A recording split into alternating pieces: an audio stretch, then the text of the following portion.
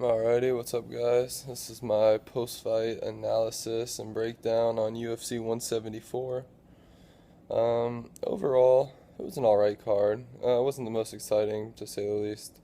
Um, some big wins, though. Some big, kind of crucial wins for a lot of guys.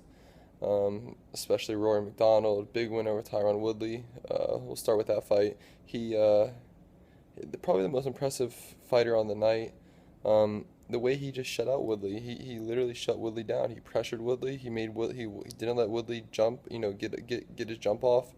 Basically, he didn't let Woodley control any of the pace. Macdonald controlled the pace the entire fight. Had Woodley stood up against the cage, not doing anything. He had him just watching. He was watching Rory's jab, watching Rory's hand movement, and just couldn't do anything. He tried one attempt to take down the first round, um, got in. Rory got right back up. Rory even took Woodley down in the third round. Rory looked really good, and Rory, like he said at the end of the fight, um, and Rory won by decision for the people that didn't get to see it. But Rory said at the end of the fight, he said that belt will be mine soon, and I believe him. I was saying whoever won that fight, and I was picking Woodley to win that fight, but it was a tough fight to call. But I was saying whoever won that fight is going to be the next champion, and I believe that. I believe Macdonald can be the next champion. I think if he fought Lawler again, he'd beat him, and I think if he fights Hendricks, he'll beat him. So I'm really excited to see Roy McDonald's next step. I'm still really excited to see Tyron Woodley's next step as well. I don't think this puts him too far back, but we'll see where they go from there. The main event, Mighty Mouse dominated Ali Bogatinov for 5 rounds, 150 to 45 on all three judges, won by unanimous decision. Just another typical Mighty Mouse performance. Just outfought him in every asset of the game. He was really exercising, really effective with his clinch and his knees, especially his knees in his clinch. His knees were everywhere. All fight, he landed probably over 100 knees, no joke. So we'll see where he goes from there. I think the big fight is Ian McCall is fighting Brad Pickett.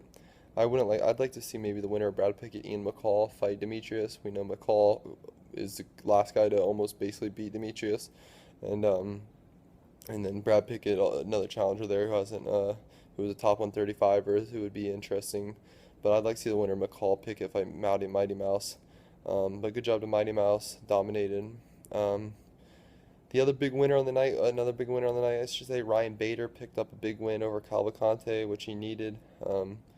Kind of gives him that guy to beat, probably his second best win after Rampage, if you consider Rampage a good win. Now that puts him back in that top 10 range, ready for a guy who, but this is where he always gets. He always beats a pretty good guy, and then for this next fight, he loses. Um, but Bader basically used his wrestling. Yeah, his movement was really good tonight. He wore Cavalcante out, threw some nice knees to the body when he had him down.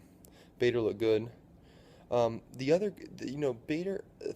other guy who's opened the main card, Ovin St. Preux, who defeated Ryan Jimmo by way of, I guess he called it technical submission. He snapped dude's arm, Jimmo's arm. Might have been just a submission, but with a chicken wing, snapped his shoulder.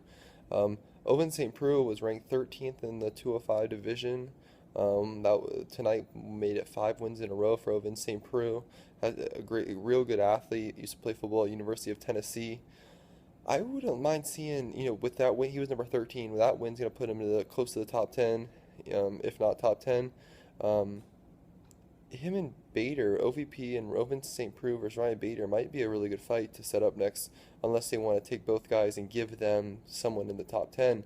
But I say, why not match them up? You know what I'm saying? I don't really see any of them fighting a top, 6, 7 guy right now. So why not just have them fight, and then whoever wins that fights a top 6, 7 guy? That'd be interesting. And I think St. Preux has a lot of potential. So I'd like to see that Bader Ovin St. Preux. And the other fight on the night, which was the very controversial, Andrei Arlovsky, Brendan Schaub. Arlovsky won by decision, split decision, which I didn't see it happening. That there was no way Arlovsky won that fight.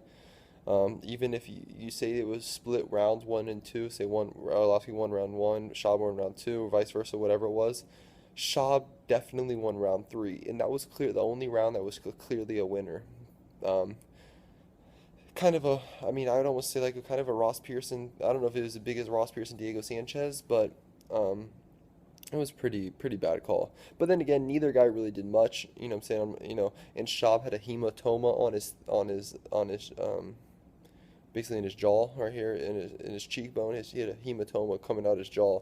That could have been what swayed the judges. Schaub Arlovsky didn't have a scratch on him. Yeah, I said Arlovsky, right? Arlovsky didn't have a scratch on him. Schaub looked banged up. So that could have been they could have been a beauty pageant, and they based it off that. Um, but overall, like I said, the card was all right. Biggest takeaways: Macdonald being right there in line for a title shot by dominating Woodley in impressive fashion, just shutting him out. And then I would say Bader and Ovince St. Preux, big winners of the night, shooting them right in the top 10 right now. Maybe match up each other because they're both coming off this card. Be nice to set them up on a pay-per-view somewhere. Um, big kind of top 10 title or a merger as a top contender out of that fight, or give them both, maybe, give them a Shogun and a Shogun, who's up there. Shogun's the other guy I could think of. Maybe Dan Henderson wants to fight again. And maybe give one of them Henderson. That'd be interesting. But there's a lot of guys up there. But alright, this is my UFC 174 post-fight breakdown. Peace and love. Cheers. One love.